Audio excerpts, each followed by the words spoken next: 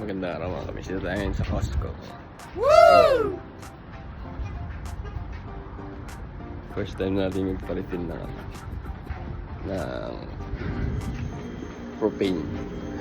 Pakita ko sa inyo mga kapins.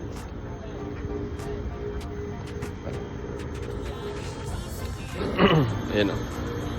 Pinaparefill natin.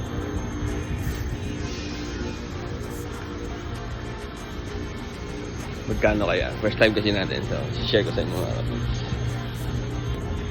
Yun, ito pala. May ano dito, presyohan. Propane cylinder refill. 0.85 cents per liter. Max fill price per empty. 20 pound cylinder. Yan. 15.49. Yun ang presyo mga kapins. Yun mga kapins. Bayaran natin. 15.73. Parang 600 petot. Yung pa-refill. Kaya na natin yung tangko.